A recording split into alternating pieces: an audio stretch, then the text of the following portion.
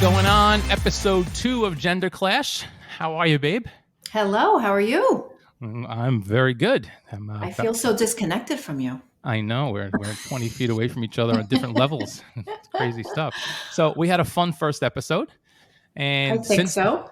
Yeah, and since then we've created various ways for people to kind of find us.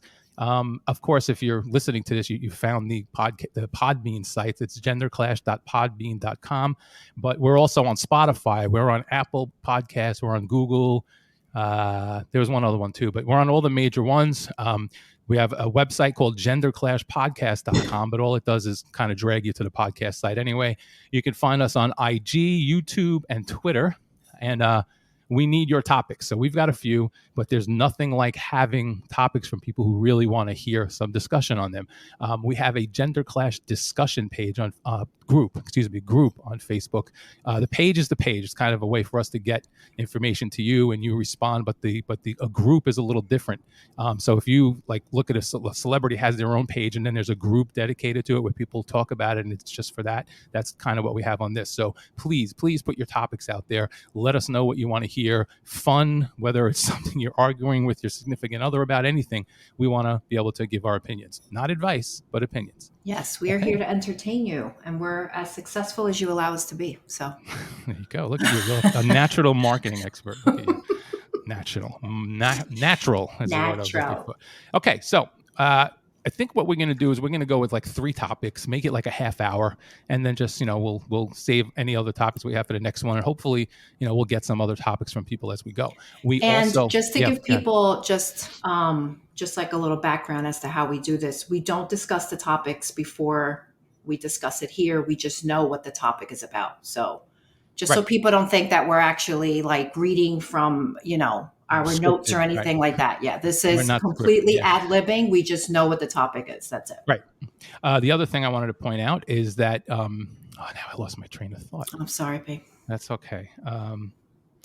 Yeah. Okay. If I remember it and it's appropriate, I will throw it in there. Okay. So we're going to do 3 topics and out. Some of the topics are like really good ones. Others are kind of like, they like softballs. You lob them up, hit them out at a park. They're not exciting, but if we have a differing opinion on it, it could be exciting. Let's start out with a good one. Okay. I happen to like this one a lot. I've run all of them by you, so none of them are a surprise. Is saying I love you required at the end of a phone call, at the end of anything, any kind of interaction, or does having it become a habit demean what it actually means? And I know this may not be a male-female thing. This may be like an individual relationship, or maybe a confidence level thing. But I think it's an interesting one because so many people, like when I was younger, people would get mad if you didn't say I love you at the appropriate times where it is an expected thing. So why don't you go first? Tell me what you think about it. I think it's a combination of 2 things. So, I say it out of habit because it's what you say at the end of a conversation, but some people may not know this, but you and I really don't talk on the phone a lot. So that's not really something that's too personal for us. But I think when we do talk on the phone, I think 80% of the time we say love you before we hang up. But I don't think it's required. I mean, I do say it to like my friends and like if I'm talking to like my family members or something like that, where I'm like, okay, love you. It's something that I say out of habit, but I think it's meaningful at the same time. Like I'm not saying it because I feel like I have to end the conversation by saying love you. I think there's meaning behind that. But I don't devalue. Yeah, I think it's a habit. But it means something, right? Yeah, but I don't devalue the conversation or the relationship if it's not said. So, oh God. That's okay. We have dogs, everybody. You might get some evidence. Okay, so that is my sister's present to Emmett. It is the most annoying toy ever. But those dogs haven't played with that in a week, and suddenly they're playing it on the radio. Well, because I put it in the toy box trying to take it out of the common area, and someone found it, whether it's Holly or Scooby. Yeah. The common area. You make it sound like they live in a mansion. No, it's just the kitchen. It was like laying in the kitchen. It's in the guest parlor. I don't want it there. So I don't want it in the common area. So I want it in the common area where the common folks hang out. Oh boy. Okay. All right, we are sidetracking. Yeah, Way off. so Way off. I do not devalue the conversation or the relationship if it's not said, but I think I say it more often than not. Well, you and me, when we hang up, you'll kind of throw it in at the end. Like it's almost like you'll forget to say it, and then you'll remember and you say "love you" when we hang up. I realize that's more of a habit than anything, but at no point do I feel like if I don't hear "I love you" that you don't love me, and Right. it's like you better say it, or I'm not Like, going to feel validated. And that goes like, back babe, to I being love you. that goes back to being okay with yourself, you know? So Right. I don't like saying I love you as a habit. I mean, that's not to say it's wrong. Me personally, I don't say it as a habit. When I say I love you too, it's very rarely out of a habit. I'm saying it because I do. And there are times when I'm saying it where it might kind of be habitish, but there are enough times where I could throw in I love you in and I don't, because it's just, to me, I think the act of doing it is different than the expectation of doing it. And if you have an expectation and you're going to be upset if it doesn't happen, then you have some kind of self-confidence issue or an insecurity issue. But it doesn't mean that if it's said, you as a habit, that it doesn't mean anything. And I think the person who gave me this topic was asking, is a divorced guy who's I guess he himself says he's damaged, he's bitter about relationships in general. And it was like, apparently, based on him asking this, to have this topic in there, he must have been forced to say it, and is asking about it. So Well, I mean, I think this is more pertinent to maybe like a new relationship where they just newly said that they love each other and now they want to hear it all the time. So if they don't hear it, they're like, oh my God, does he still love me or does she still love me? So maybe but I don't think in an established relationship, and here comes Scooby so you can hear him there he walking. is. Click, click, click, click, click. Yeah. I don't think in an established relationship or in a healthy marriage that is really an issue, Well, right?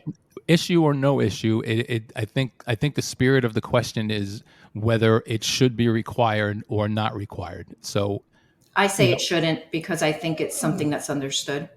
is he whining now?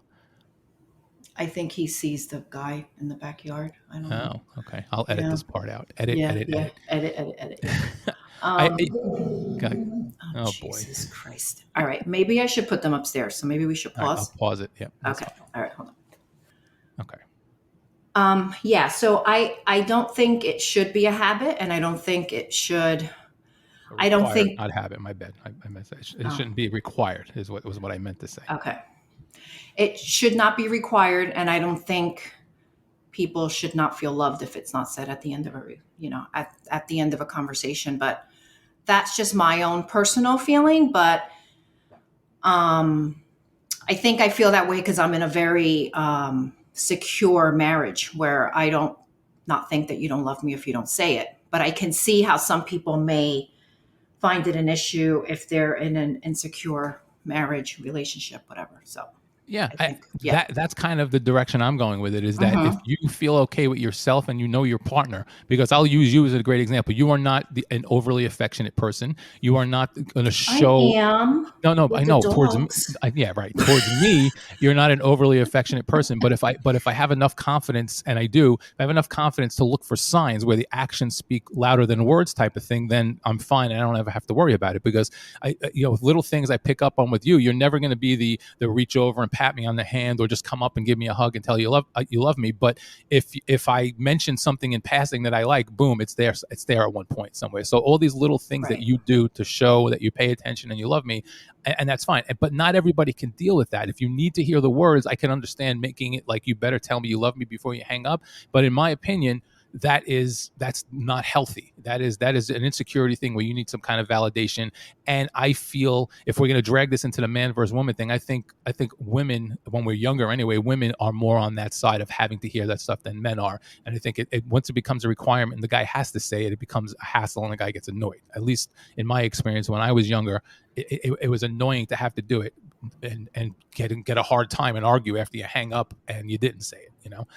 Yeah. I don't know if women feel the same way. I'm sure they do. I'm not a woman. That's what you're here for, to give that side. But I don't know if I've ever been in that position. Like, I don't think I've ever had an issue with the person that I'm in a relationship with, whether they said I love you or they don't say it, and I was bothered by it. Or like I can't, like I'm trying to think back, but I can't think of it. You're too secure for this show. I need someone who's insecure and can give me I examples. am not. No, babe. I am so secure now because of you. So now I'm like, oh, that's a Oh, thing of the past. Please, right. now. I was never insecure. No, of course I was.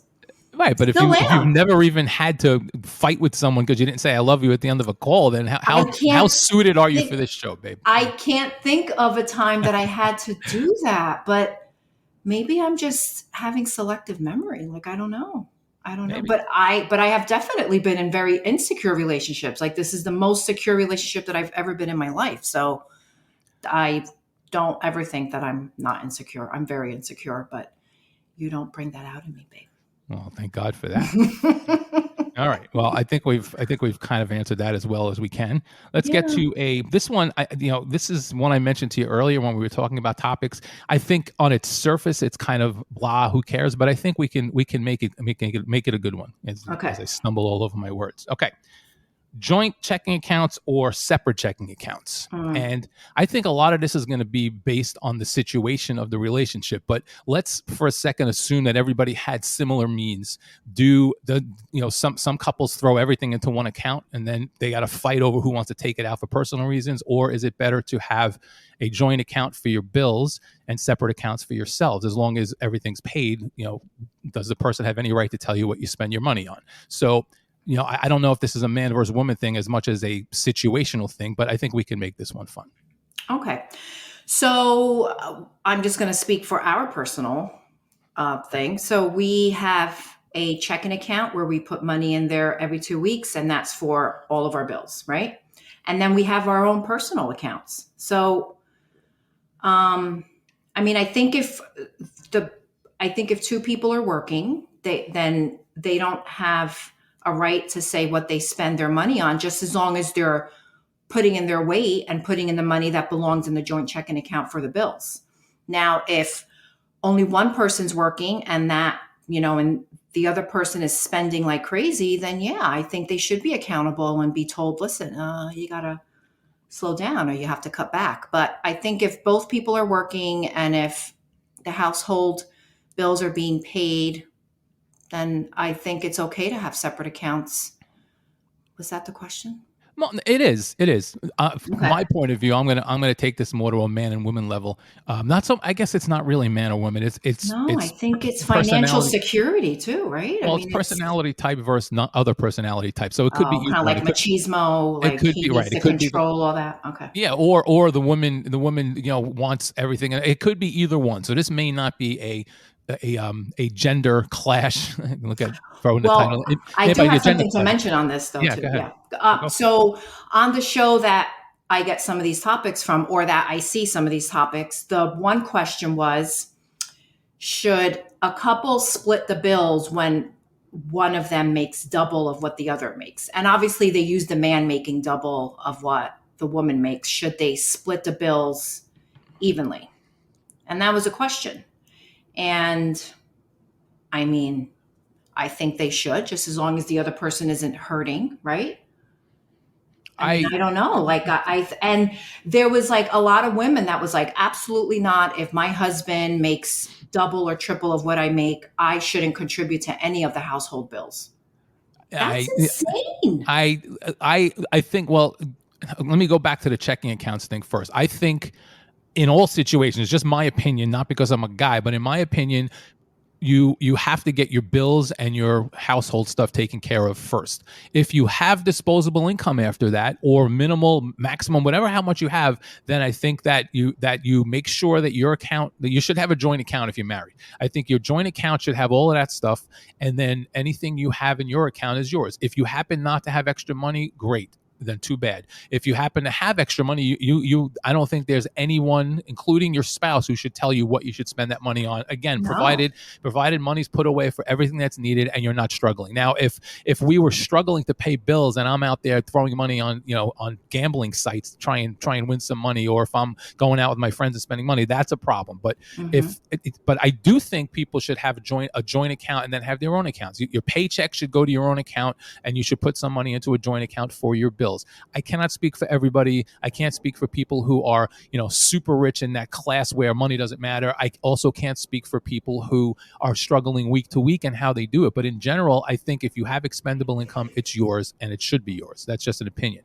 As far as the paying the bill thing, all I can speak for is how we do it. Okay. What you and I do is we split the general bills in half. So Right. regardless of who makes more, the general bills, we pay the mortgage and the electricity bill and all the utilities and stuff, we pay equally. And then I pay the property taxes, which is a significant amount. So Right. essentially I'm putting in almost twice what you're putting in, which is fine. Right. My income is more and I'm A okay lot with that. more. It doesn't matter how much more. A lot more, guys. It's a lot more. Look, I don't consider $1,500 a year a lot more, but okay, if you do, then fine. But Babe. the point I'm trying to make here is, now I forgot what I was saying. Oh, the point I'm trying to make is that if everybody should contribute. Now, if you're a housewife and you're taking care of the children, you obviously cannot contribute. That's totally fine. If you're a housewife taking care of the children, most of the time you have a part-time job and that you're spending money, you probably shouldn't contribute. But in a normal everyday situation where both parties are working, there should be some disparity where a person who makes significantly more should pay more. That's just my opinion. It's only fair. I don't think it should be split 50-50 if it's not a 50-50 situation, or at least close, 60-40, 55-45. But I also don't think one person, just because the other person makes a lot more, shouldn't contribute at all. So it's kind of that, to make it a fun topic anyway and turn it into man versus women. I think a lot of the times the attitude from society is that if the husband makes a lot of money, then the woman should be able to coast and not put anything in there. And I don't necessarily agree with that. I have never come from that mindset. I have always been painfully independent with my bills and with my finances. So I wouldn't, this is a perfect example, right? I was working part-time and I didn't feel like I was really holding my weight in this household because obviously I could not put into our account what I was putting in as a full-timer. And it bothered me for, I don't know how long I was part-time, but it was too long. And I'm like, no, like I want to hold my weight. Like I don't feel right not contributing what we had initially agreed to when we bought a home together. Now, if I was home taking care of children, or if I was, I would probably feel differently because I feel like I would be contributing to the household by raising our kids. But I have no excuse not to be not to be holding my own. Like I don't have children. I don't have any, shared responsibilities where I'm like, well, goddamn hair and nail appointments, man. I know it's like I have 3 dogs. That's it. That's all I have in my life. And 2 of them were mine before we even got together. So we can't even, Emmett is all you, but it's, I can't even justify. Like there are women who don't care. There are women who say, I don't care. He's the man. I'm the woman. I should be kept.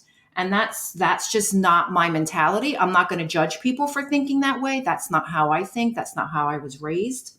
That's not how I even feel comfortable thinking. So, but I do know people that think that way, and that's fine. I know that too, but if the question is, should you have separate accounts or all one account? I am a firm believer in having your own accounts with a joint. Right, I'm a firm believer in that. Now, this provides a perfect segue into the I guess the last subject we'll do today. I don't want to make these too long. Well, actually, I'm sorry. I don't know which way I want to go. There's 2 subjects this brings in. One that we had written down and another that came to my mind as we were doing this. I think I'll save the one we had written down for later. The one that came to my mind as we were doing this is we talked about, and you said usually it's the man who makes more money. And that is true. But a perfect subject is in situations where the woman makes significantly more, how insecure is the man? And should the man be insecure, or is it just a stupid societal thing that men feel they should make more than women? I think that's a really good one to touch on. What are your thoughts about being a woman who makes significantly more than the man you're with, and how would you feel about that? So I have been in relationships. I wouldn't say very serious relationships. They weren't very, committed relationships, but I have dated men who have made significantly less than me. But I never had to share anything. Like we never had to share bills or anything like that. So I didn't, it didn't affect me. And, I'm a simple girl. Like I don't need to be taken out to like 5-star restaurants and be wined and dined like that. So it never really bothered me. But I will say this, was I inclined to build a life with them? All right. So now does if you had felt all of the things you would want to feel in a relationship in those situations, would that prevent you from moving forward because of the salary thing? Or was it just that you didn't feel that stuff in those relationships? Oh man. I have always had this mindset, and I don't think it's a very healthy one, but I have never wanted to struggle in life.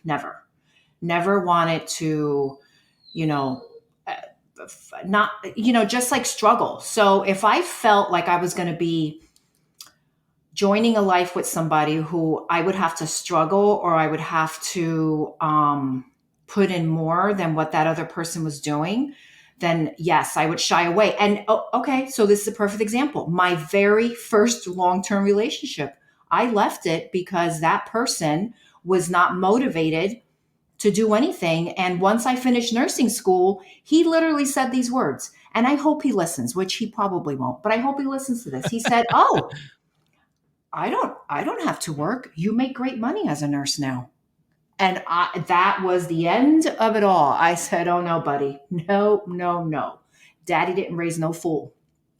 I am Okay, not going but to." Yeah. that is not a great example. That's a perfect example of it not mattering, because it doesn't matter if you make a lot or a little. The person saying, "Screw this, I'm going to sit around and do nothing." But if he was perfect, and your first long-term relationship's a great example. He was perfect in every way and just made less than you. You get a nursing job, he's making 40% He less was than you. not perfect in But every everything. way. But if he was, I would was that have? young and stupid. If he was, would that have prevented you from moving forward? Probably not. If he had the right attitude, okay, that's Probably fair. not, because I'm not that person. Like, like I don't, although I live a fantastic life now, that was never a requirement for me to move forward with someone. So no, probably not. Okay.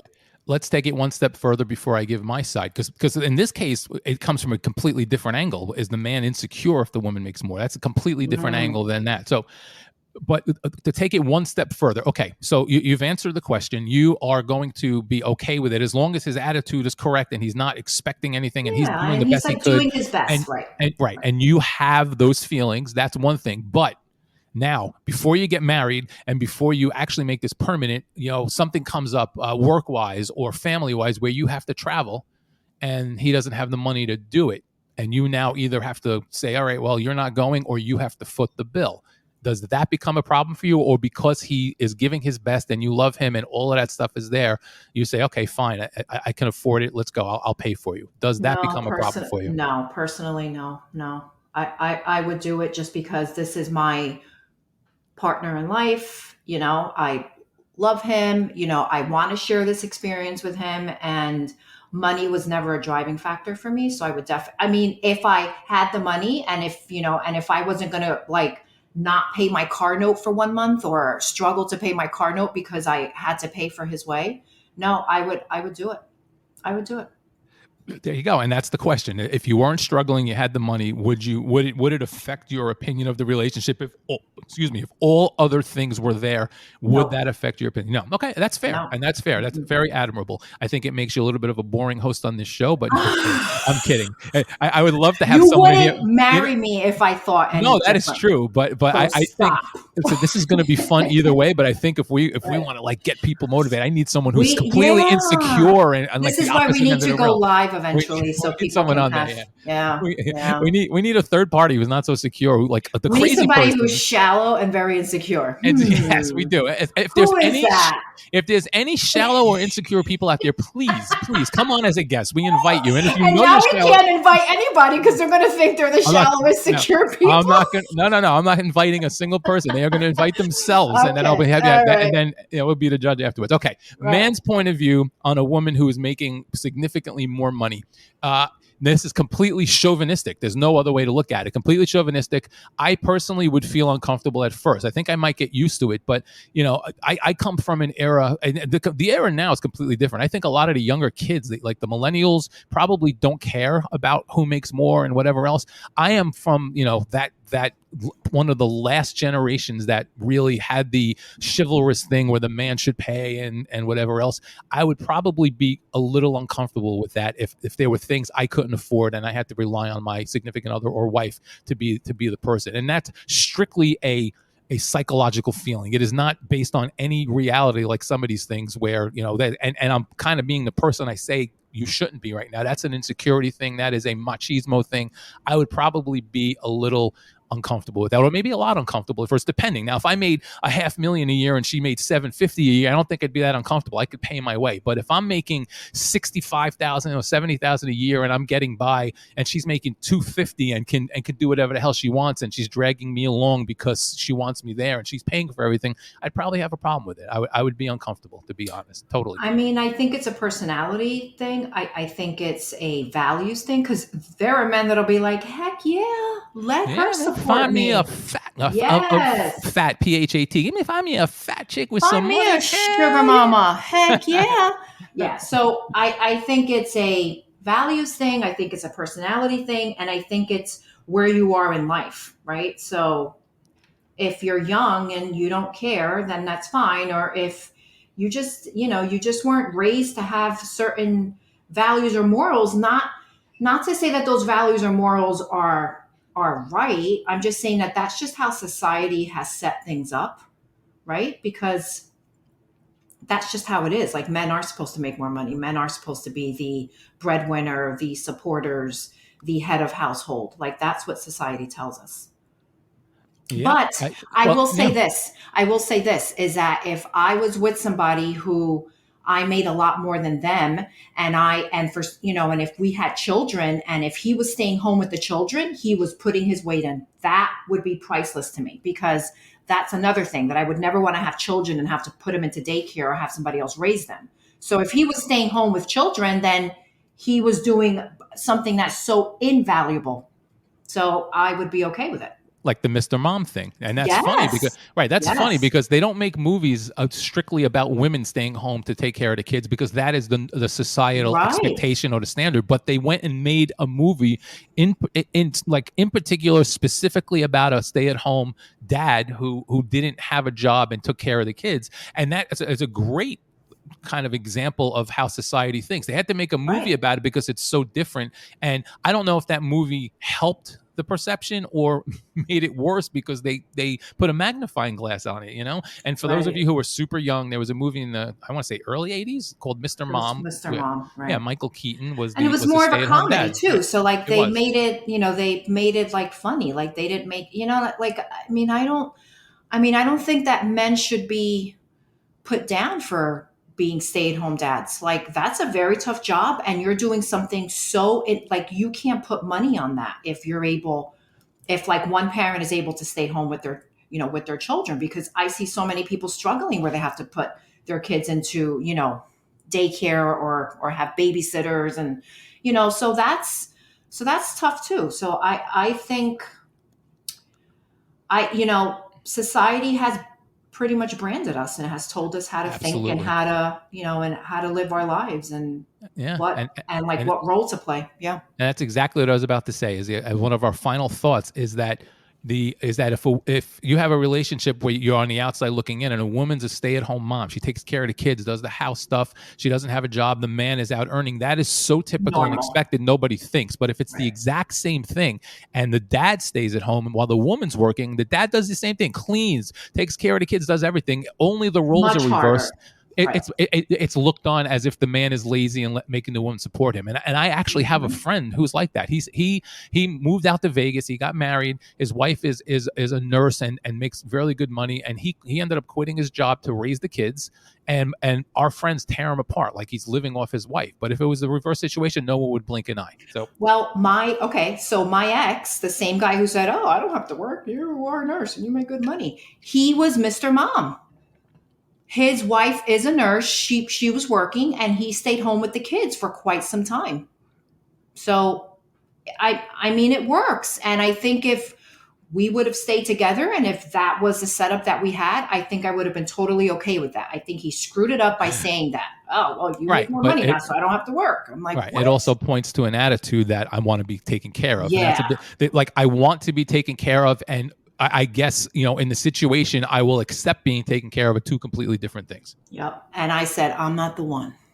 Okay. So let's talk about I'm not the one before we go. All right? A little fun to end this. Now, for those of you who know my wife, friends, family, whatever, you know that if you get her to a point where she gets angry enough to say I'm not the one, you are done. You are basically a pee-wee football team playing the Patriots at that point. You know what I mean? You have no shot. You may as well just give it. I have learned that because when she's gotten to that point a couple of times with me, and I've tried to pursue it past there is nothing good coming from that situation at all. She is now done, completely done. When I'm not the one comes out, it is over. You may as well just give up and try and fight another day because you are getting absolutely nowhere. So, little fun trivia. Okay, check out Gender Clash on YouTube, Instagram, Twitter.